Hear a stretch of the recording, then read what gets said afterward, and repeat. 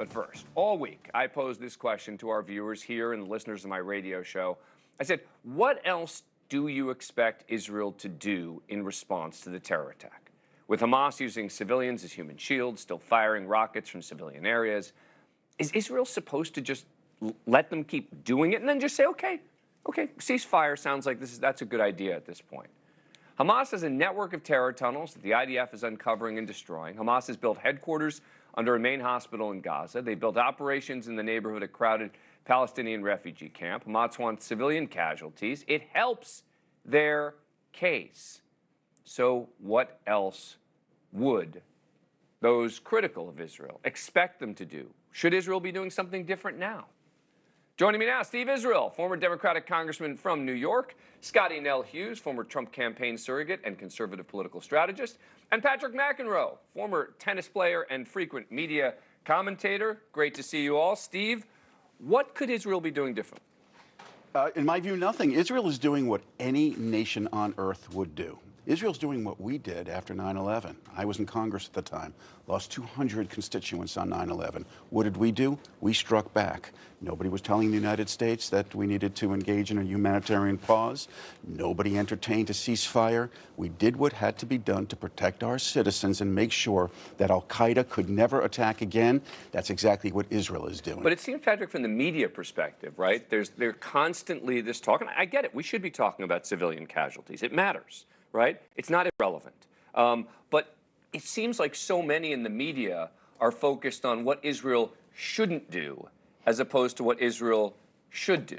You know, I'm so glad you asked that question because I've been watching your show all week. Excellent job, by the way. And really, none of the callers really had the answer, did they? They really didn't seem to have a clear, and that's because there isn't really a clear answer. As the congressman is saying, we went after al-Qaeda, but we did it in a methodical way. We took our time. I think the danger here is that the Israelis, they're really pissed off, which they have every right to be about the disgrace that happened on October 7th. But they're sort of going, it seems to me they're going full bore after Hamas, which they should do. But I think they're starting to realize, because of all the media stuff that's going on, they gotta be a little bit more careful because of all these pictures we're seeing of people, children dying in Gaza.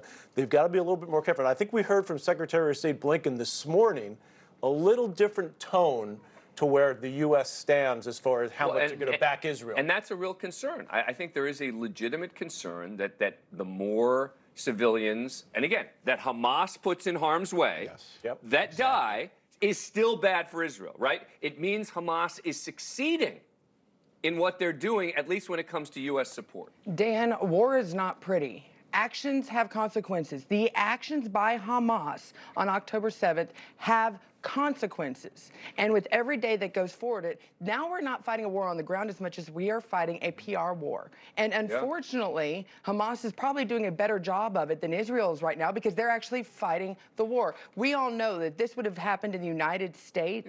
This would have been a much more severe reaction. But you're looking at right now, the Hezbollah leader came out just recently, I think it was today in his first speech, Hassan Nasrallah, who confirmed that the enemies are all around Israel right now. I think Israel would have liked to actually go in there and Hamas, they use children and hospitals and schools to cover for themselves. So you can't deal with those kind of things. I totally agree. But the question still becomes, what's the end game, right? I mean, I had the IDF spokesperson on the show last night, and let's listen to him. This is the Israeli military spokesperson, Jonathan Conricus, talking about Hamas being eliminated, number 2. Making sure going into each and every Hamas stronghold and finding even the last terrorist alive. If they surrender unconditionally, fine. If not, we will kill them. And at the end of this situation, there will be no more Hamas, whether there's a local pause or whatever, international limitations or options there are. At the end of this, Hamas is eliminated. And Steve, look, I don't think that's true. I mean, look, I support a lot of what Israel is doing here. As you can tell, I talk about it every night on the show. But when it comes to the idea that Hamas is going to be eliminated, they're not. Well, you have to degrade and destroy as much of Hamas's operations as you can. But look, you said it, and you were right. You're fighting an enemy that uses its own civilians as human shields. You are fighting street to street. The leaders of Hamas live very lavishly outside of Gaza. The militants, the terrorists, live in tunnels. They force the civilians up on the streets.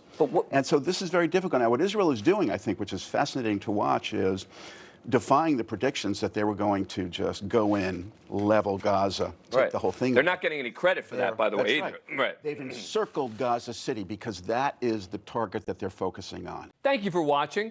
Go to newsnationnow.com to find NewsNation on your cable provider. And don't forget to click the red subscribe button below to get more of NewsNation's fact-driven, unbiased coverage.